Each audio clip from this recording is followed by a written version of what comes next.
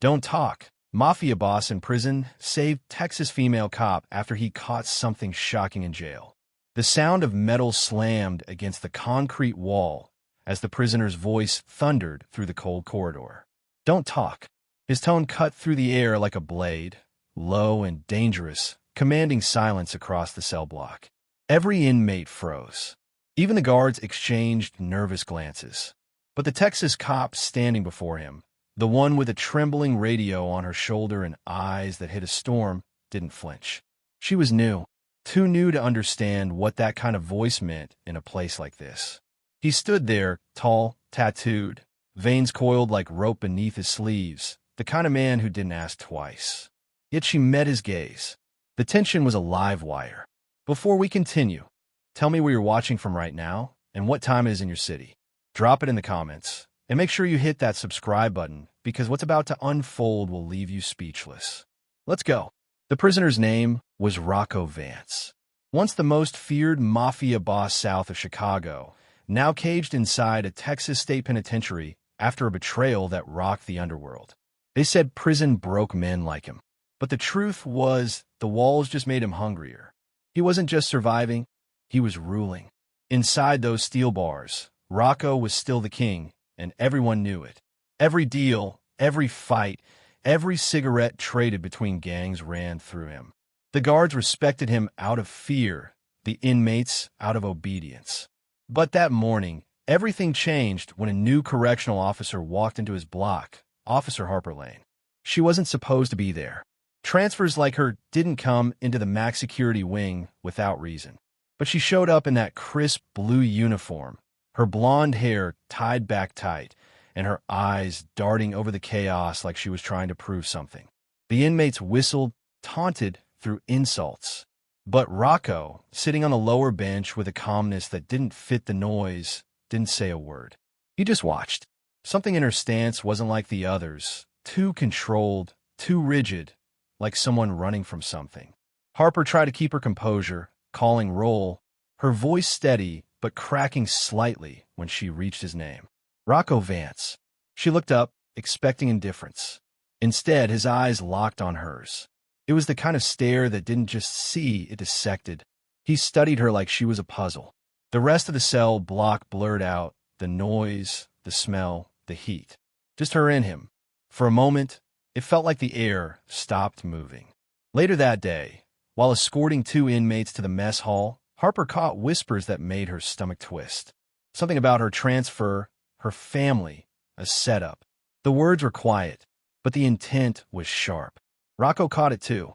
He didn't miss much. His instinct screamed that whatever was coming wasn't part of prison routine. It was blood business. That night, as the lights flickered out across the block, he waited. Around midnight, a muffled scream cut through the silence. Metal scraped. Footsteps pounded. Harper's voice echoed faintly near the storage wing.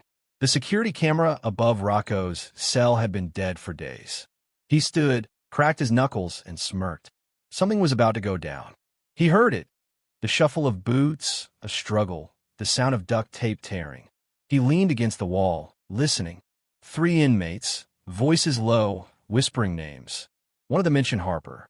The other said, "Make it look like an accident." Rocco's jaw clenched. They weren't just after her. They were following orders from outside. Orders that smelled like cartel blood. Without a second thought, he slammed his hands against the cell bars. The guard on duty jolted awake. Before the man could react, Rocco's voice boomed across the hall. "Fire in the storage wing. Move." The guard hesitated. Rookie mistake.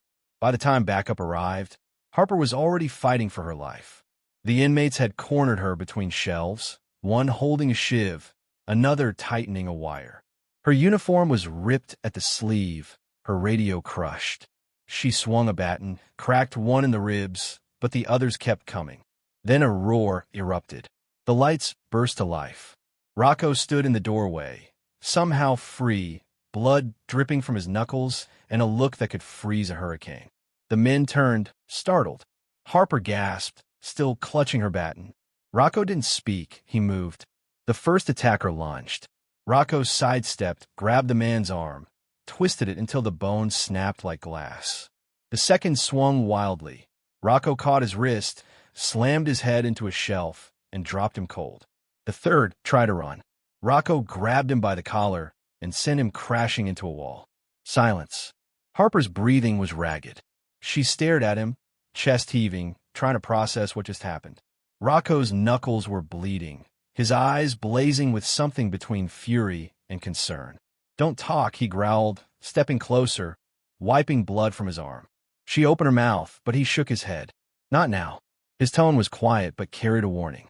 The kind that said, too many ears, too many eyes. He looked around, scanning the room. The attackers were out cold, one of them still mumbling something about a name, a drop, and a payment. Rocco caught it. Harper didn't. She was still in shock. Rocco took a slow breath and muttered under his breath. It wasn't about her being a cop anymore. It was something bigger. Someone had used her transfer to send a message to him. He could feel it. When the sirens wailed and guards swarmed in, Rocco stepped back, hands raised, letting them drag him down. Harper tried to speak up, to explain, but he gave her one look that shut her up instantly. The other guards grabbed him, forced him to the ground, shouting commands. But Rocco didn't resist. His eyes stayed on Harper. There was something in them she didn't understand, a warning and a promise all at once. Hours later, in the solitary wing, he sat in the dark, chains around his wrists. His mind replayed the whispers. Harper's name. His own. The word drop repeated like a trigger. He'd been inside too long to miss what that meant. Someone was setting up a trade. Drugs? Weapons? No. Too easy. It had to be information. And the only person close enough to deliver it accidentally was her. Harper Lane. The rookie. Somewhere across the prison, Harper sat in the infirmary, a bruise forming along her jaw. The warden questioned her, but her answers were vague. She couldn't shake the image of Rocco's eyes when he said those two words, "Don't talk." It wasn't a threat. It was protection, like he knew something she didn't, something that could get her killed. That night, she dreamt of his voice echoing through the cell block, calm and unbroken despite the chaos. The next morning, she walked past the cell on patrol. He was sitting there, calm as ever, arms folded, staring ahead. He didn't move, didn't speak, but when she passed, he gave the slightest nod. It sent chills through her spine. What she didn't know was that Rocco had already made a call, untraceable, whispered through a code only a few people in the world understood. A favor owed, a debt to be collected. He wasn't just going to protect her. He was going to burn whoever sent the hit. The walls of the prison weren't barriers anymore. They were weapons, and Rocco knew exactly how to use them. The storm hadn't even started yet. Rocco sat in the darkness, back pressed against the cold wall, the echo of boots pounding down the corridor somewhere far off. He'd already pieced together half the puzzle by the time the door clanked shut behind him. The hit on the rookie wasn't random. Someone on the inside was dirty. The way those 3 inmates moved, organized, rehearsed like soldiers following orders. And the timing of Harper's transfer, the quiet buzz in the yard 2 days before she arrived, it all lined up too neatly. Someone wanted him distracted, and they picked the perfect bait. A new cop too stubborn to back down, too proud to see the knives behind the smiles. He flexed his fingers, feeling the ache in his knuckles where bone met blood. That fight had stirred something old in him, something he'd buried when they put the cuffs on him 2 years ago. He'd been patient, silent, waiting for the right storm. Now it had finally arrived. He tilted his head, smirking to himself. They thought he was trapped, but he knew every secret this prison kept, every guard who took money to look the other way, every inmate who owed him favors. And tonight, he'd start collecting. Across the yard, Harper was trying to stay calm, trying to move like nothing had happened. But the adrenaline wouldn't leave her veins. Every shadow looked like a threat. Every whisper sounded like her name. The warden had told her to keep quiet about the attack, said they were investigating, but she could feel the doubt in his tone. She wasn't sure who to trust. She'd caught Rocco's eyes during roll call that morning. He was leaning against the bars, calm, unreadable. His stare didn't accuse her or threaten, it warned. By noon, the air felt thick with tension. The inmates were restless. Word of the attack spread like wildfire. Some said the rookie cop was marked. Others said Rocco had broken out to defend her, which made him a legend overnight. That kind of story was gasoline in a place like this.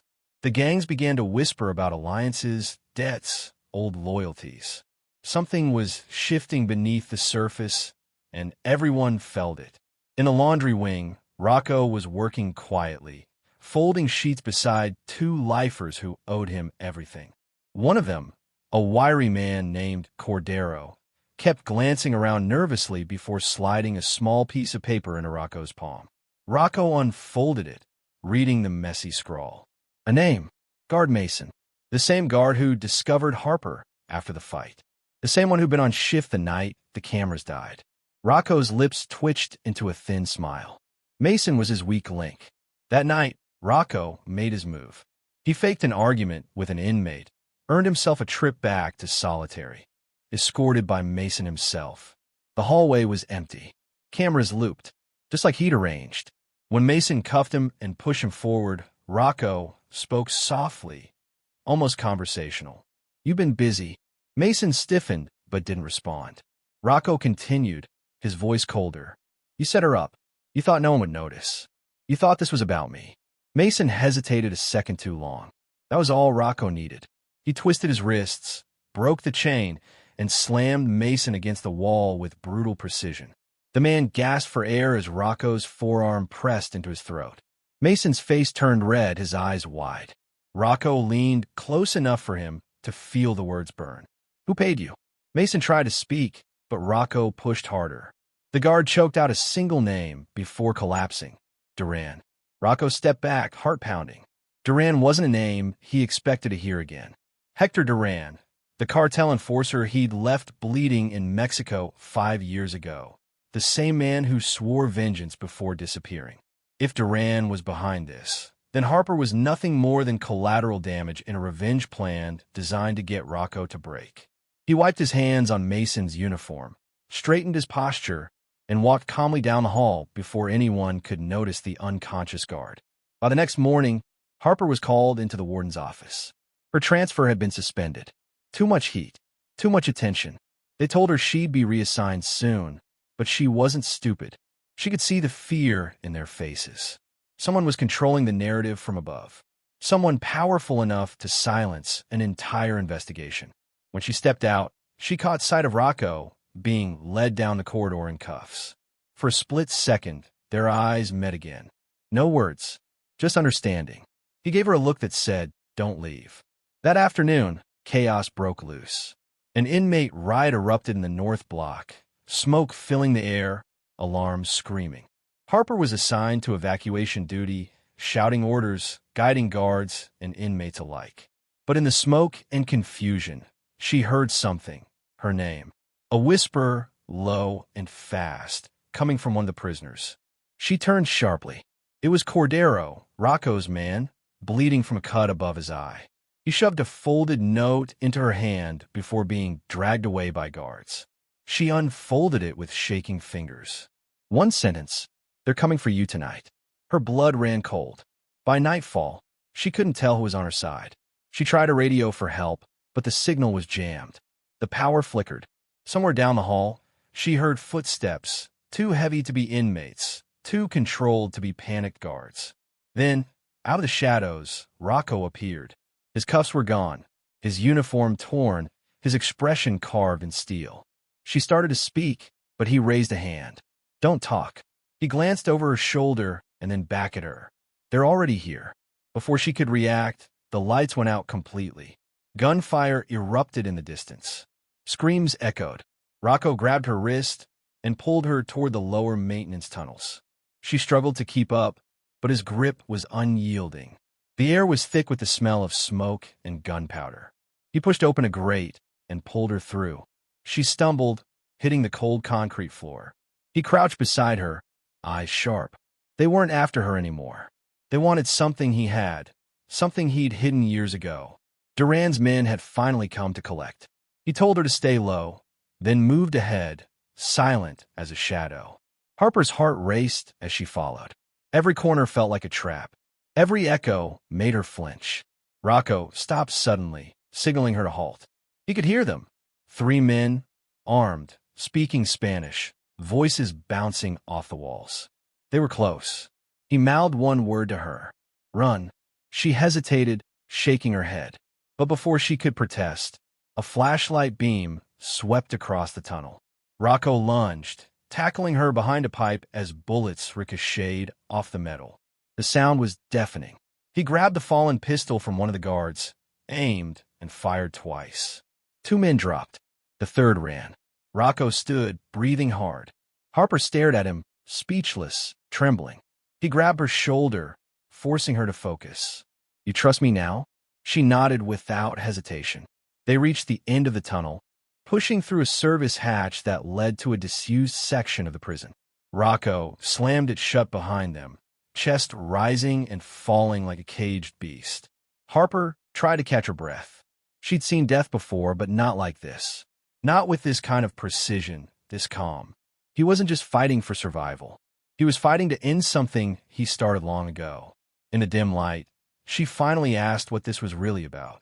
He hesitated, eyes flickering with something almost human, regret. Duran was my brother, he said quietly. She froze. He looked away, jaw tightening. Half-brother. We built the empire together until he betrayed me. I took everything. He took his revenge. If he's here, it means he found out where I hid it. The drive. The names.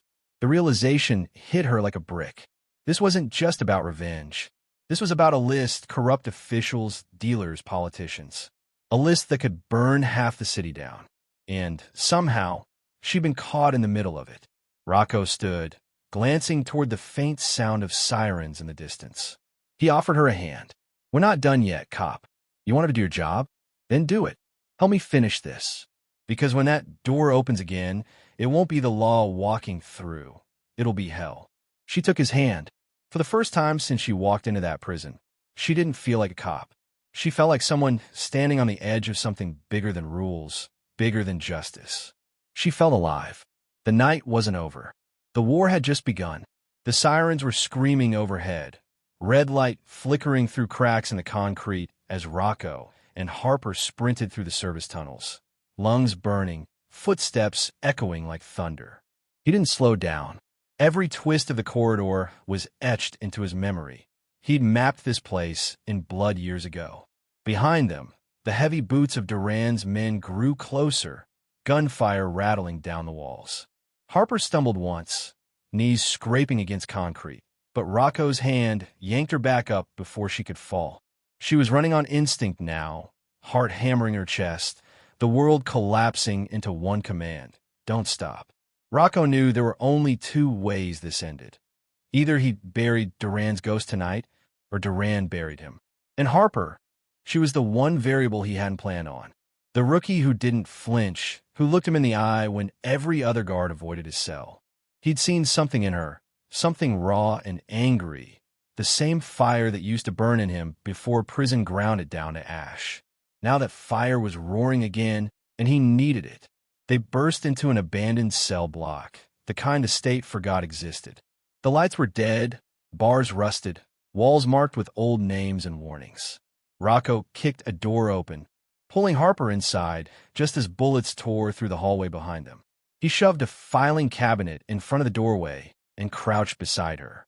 She was breathing hard, face streaked with sweat and grime, eyes wide but steady. He handed her a small pistol he'd lifted from one of the fallen guards.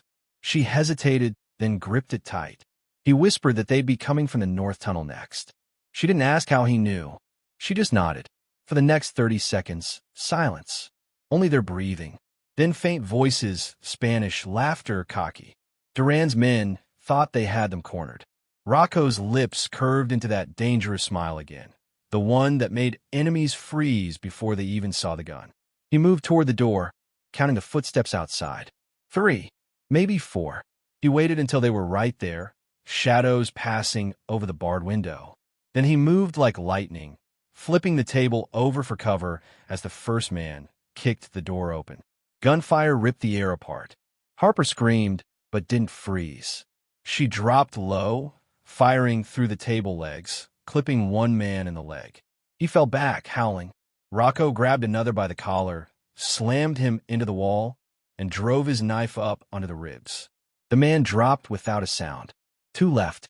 One fired blindly into the room, bullets shattering glass. Rocco moved through the chaos like he was born in it, every motion smooth, calculated. He grabbed the dropped rifle, spun, and fired twice. The corridor fell silent. Harper was shaking, the pistol still smoking in her hand. Rocco stepped over the bodies, grabbed a flashlight, and kicked the door wider. He told her they had about 5 minutes before reinforcements arrived. She didn't ask where they were going, just followed. Every instinct she had screamed that she shouldn't trust him.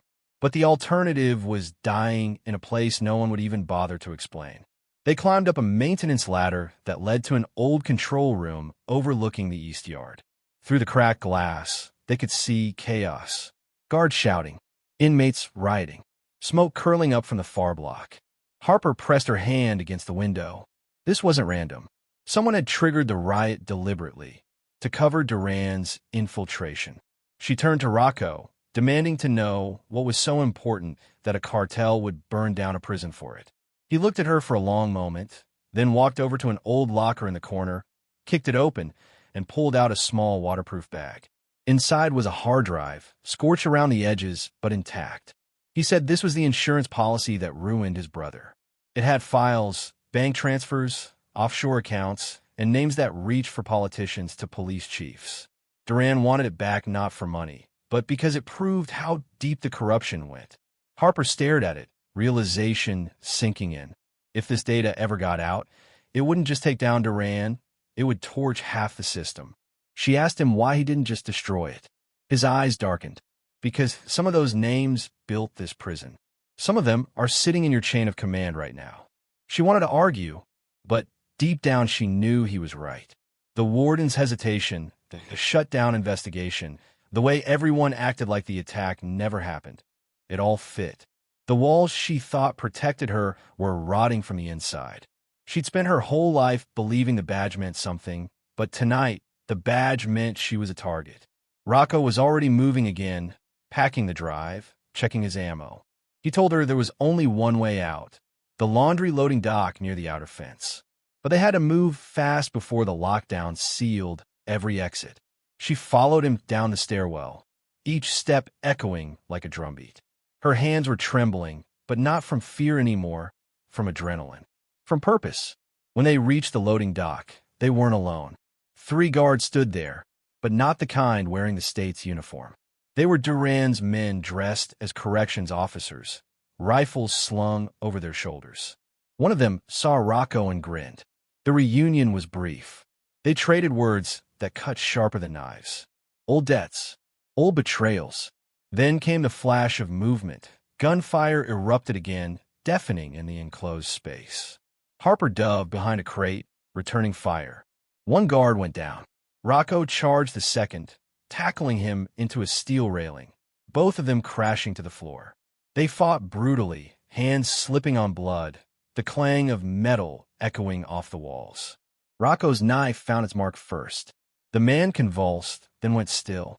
Rocco barely had time to breathe before a bullet grazed his shoulder. He grunted, spun, and shot the last one through the chest. The silence afterward was heavy, like the air itself was holding its breath. Harper crawled out from cover, helping him to his feet. He was bleeding, but his eyes burned hotter than ever. He said they had maybe 2 minutes before Duran himself walked through that gate. Harper looked at him, realization dawning. Duran wasn't sending men anymore. He was coming in person. Rocco turned, pried open a maintenance door leading to the yard perimeter, and shoved the hard drive into Harper's hand. "If anything happens to me, you get this out," he said. She refused, shaking her head, but he was already walking toward the gate, body tense, jaw set. The night air outside was cold and thick with smoke. The yard lights flickered as shadows moved through them. 6 men, maybe more. And in the center, Duran. Broad, clean suit, the kind of calm that came from knowing he owned death. Harper stayed back, gripping the drive like it was her heartbeat. She could hear every word between them. Brother against brother, betrayal against vengeance. Duran's voice was smooth, almost gentle. He told Rocco he could have had everything, but instead, he chose principles over profit. Rocco laughed, a harsh, broken sound, and said he'd rather die on fire than live crawling. Then everything exploded at once. Gunfire tore through the night. Rocco moved like a storm, weaving between bullets, taking down one, then another. Harper joined the fight, popping shots from behind the wall, adrenaline making her hands steady. Duran's men fell fast, but more kept coming. Rocco was bleeding from the shoulder and the leg now, his body slowing, but his eyes never lost that burning defiance. Finally, the yard went quiet again. Smoke, bodies, silence.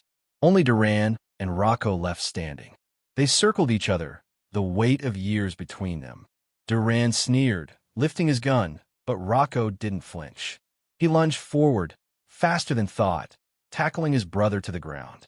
The gun went off, a flash, a crack. Then stillness. When Harper ran to them, she saw Duran gasping on the ground, blood spreading fast. Rocco was leaning against the wall, pale, exhausted, his hand pressed against his wound. He met her eyes and gave a half-smile that didn't belong in this kind of night. He said quietly that she had to finish it, that the drive was her way out of this darkness.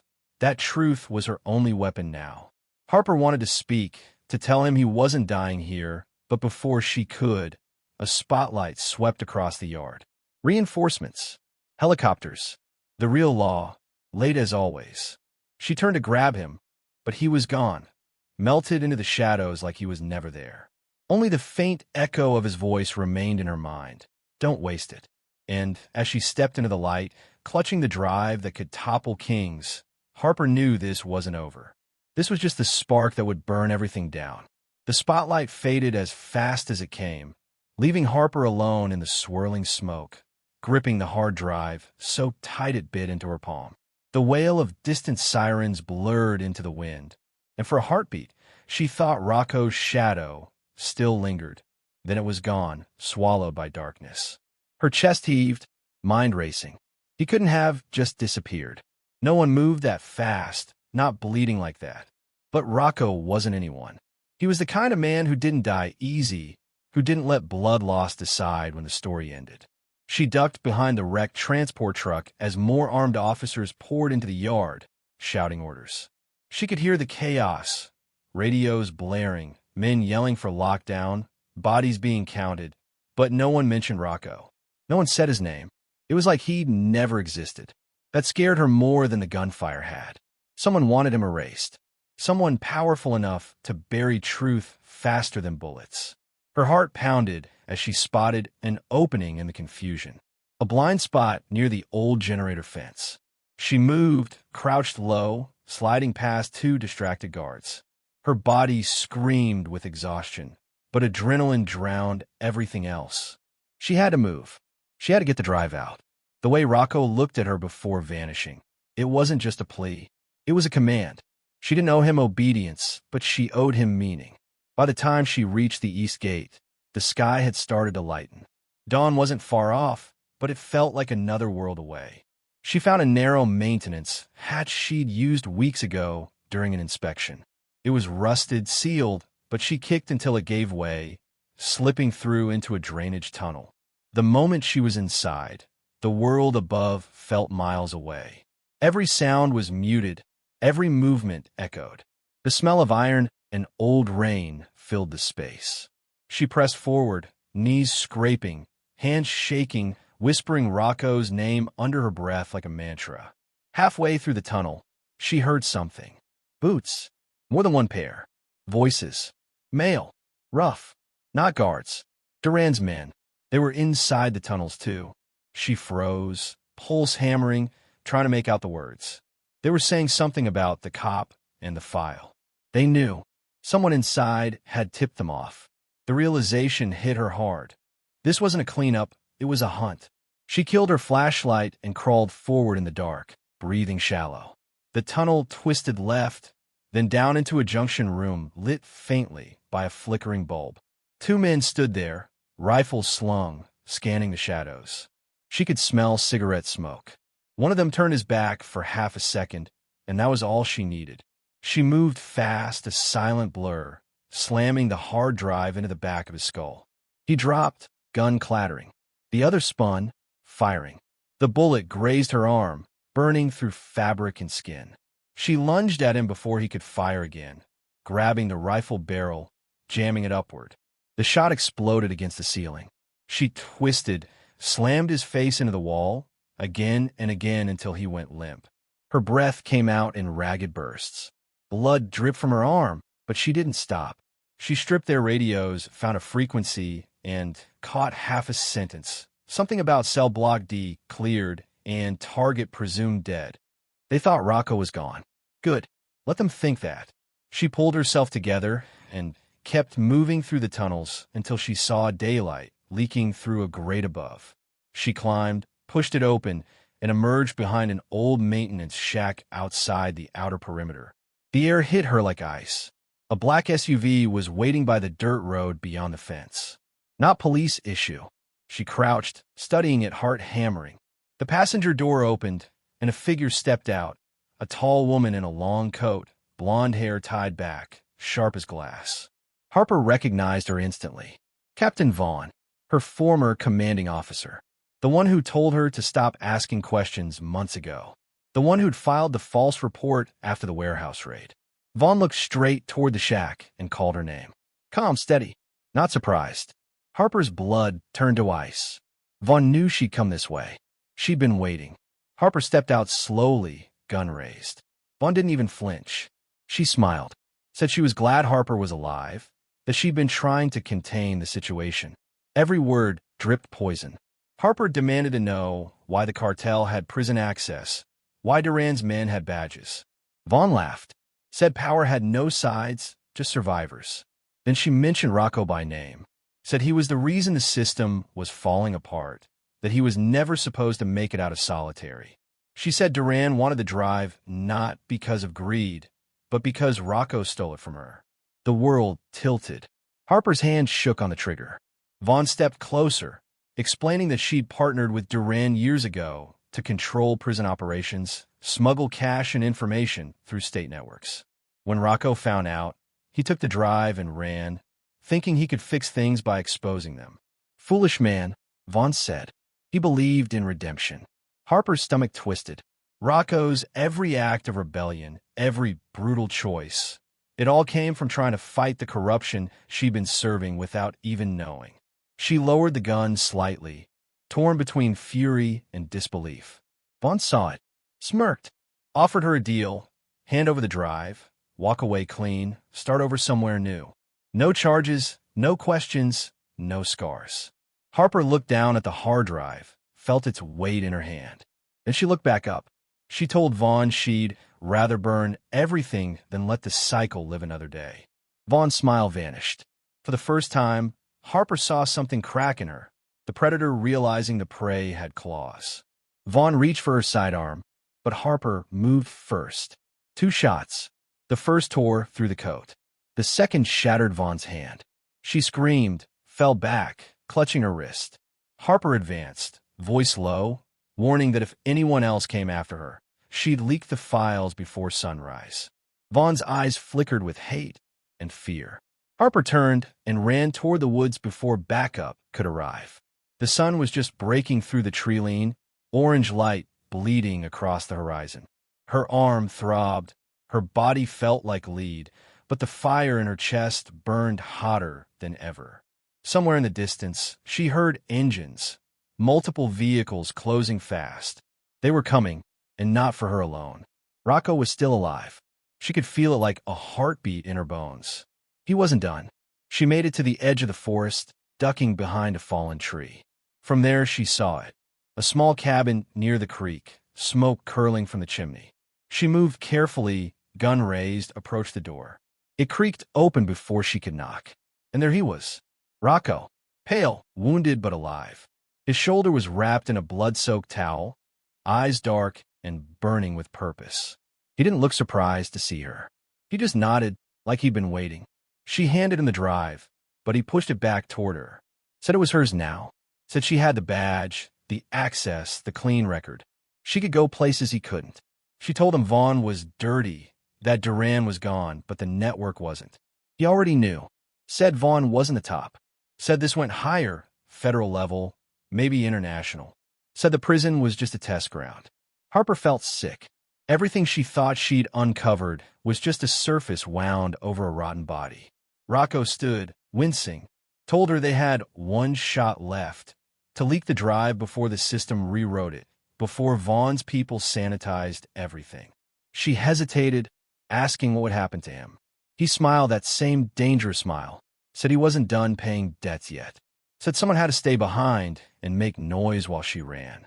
She shook her head, refusing, but he was already limping toward the door, rifle slung across his back. Outside, engines roared closer, tires grinding against dirt. Harper's pulse spiked. Rocco turned, told her that when the time came, she'd know what to do. Then he stepped into the light, gun raised, ready to face whoever came first. Harper stayed by the window, watching him move like death itself had been caged too long. Vaughn's men fanned out, yelling orders, but Rocco didn't flinch. He fired once, twice, dropping two instantly. Harper's hand hovered over her radio, torn between staying and running. The sound of gunfire cracked the morning silence apart. She wanted to run out there, to fight beside him. But then she saw the hard drive light blinking. Rocco had already armed the upload sequence. Files were transferring through the prison's emergency satellite link. Every name, every crime, every secret. She looked back toward him through the smoke. He was still standing, but barely. Vaughn's voice rang through the clearing, furious, desperate, screaming that he'd die here like a dog. Rocco laughed, blood on his teeth, voice raw but unbroken. And then Harper saw it. A flash, movement on the ridge. Vaughn's sniper. Her body moved before her mind caught up. She fired through the cabin window, hitting the sniper mid-scope. The rifle discharged into the air. Rocco turned toward the sound. Their eyes met for one heartbeat. Everything they'd fought, everything they'd lost, balanced in that one look. The upload bar hit 98%. The vehicles exploded in motion again, men shouting, running. Rocco dropped behind a fallen log, gun smoking, as Harper hit the last key to lock the transmission. The world erupted around them again, but this time it wasn't chaos. It was revelation about to detonate. Harper realized too late what he'd meant by staying behind. He wasn't just covering her. He was ending it his way. The chaos hit like thunder.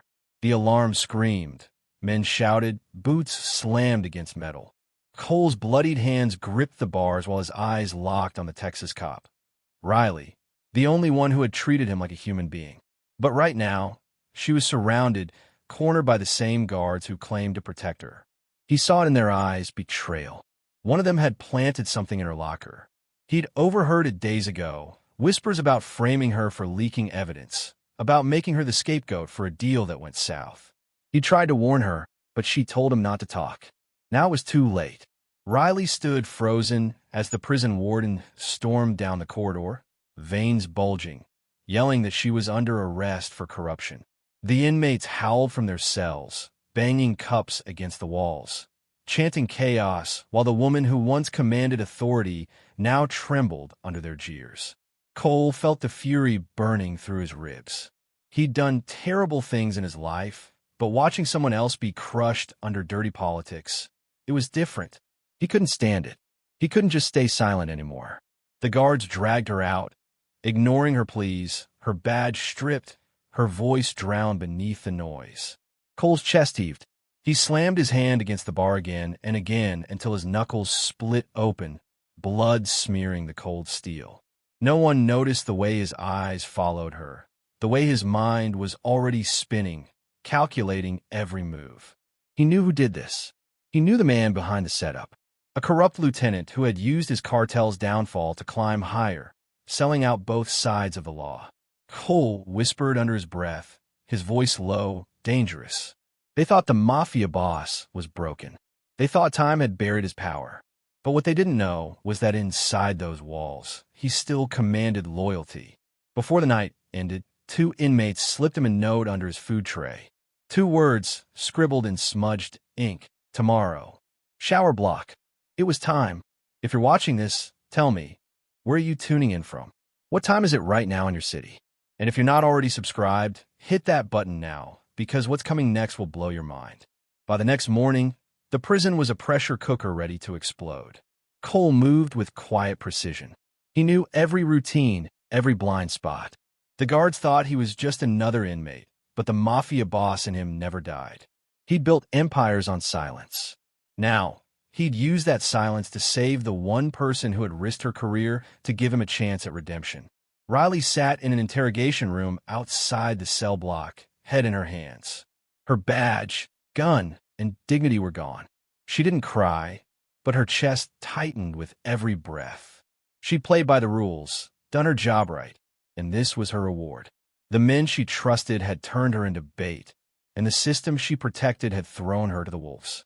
Back inside, Cole's allies, two lifers who owed him their protection, had cornered the same lieutenant's inside man. The snitch begged, promising silence, but Cole didn't need words. He only needed the truth. And that came fast. Riley had stumbled on something buried deep in the warden's files. Evidence that could expose their smuggling operation. They had to bury her before she talked. Cole's heartbeat thundered in his ears. He could almost hear Riley's voice echoing, telling him to stay quiet, to serve his time. But she didn't know the kind of men she was up against. The kind who smiled while burning the world down. When the shower alarm rang, chaos began. A guard went missing. Another got locked inside his own cell.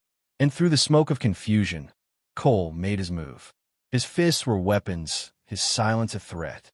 The lieutenant's loyalists tried to run, but Cole pinned him to the wall, whispered something that froze his blood, then left him bleeding, alive but terrified. Message sent. By afternoon, the warden's office received an anonymous file, recordings of his own conversations, exposing how he'd traded inmate access for dirty cash. Riley's name cleared, but no one knew who sent it. The warden blamed an outside hack. The guards whispered about ghosts, but Riley knew. The moment she was released from questioning and saw Cole's face through the glass wall, calm, steady, and deadly silent, she knew he was behind it. She mouthed thank you. He didn't respond. He didn't need to. That night, she sat in her car outside the prison gates, hands gripping the steering wheel. She couldn't leave. Not yet. She had questions, doubts, and a sinking feeling that Cole had done more than just send a file. Something darker was in motion, something beyond justice, something personal. Inside, Cole sat in the dark corner of his cell. He'd cracked the system open, but it wasn't enough. Because in clearing her name, he'd exposed his own. The digital trail would lead to him eventually. The FBI would see his fingerprints on everything. He didn't care. What mattered was that she was safe. That's all he ever wanted. But safety was temporary. Because the lieutenant he'd crossed, the real power behind the walls, wasn't done yet. Cole's message had humiliated him in front of everyone. And men like him didn't forgive. They retaliated. That night, a shiv slid under Cole's cell door, a warning. He picked it up, turned it over in his hand, and smiled. So they wanted to play. Fine. The next morning, 3 inmates were found unconscious in the yard. No witnesses. No sound. Just silence and fear. Word spread that the ghost of the Mafia boss had returned. The guards tightened patrol. The warden panicked. But deep down, Cole knew what was coming next. The fight wouldn't be in the shadows anymore. It would be in blood. Riley got the call later that day. Another riot. Same block. Same man. Her heart dropped. She wasn't supposed to go back, but something in her gut told her she had to. When she arrived, she saw the flames, the chaos, the bodies, and then she saw him.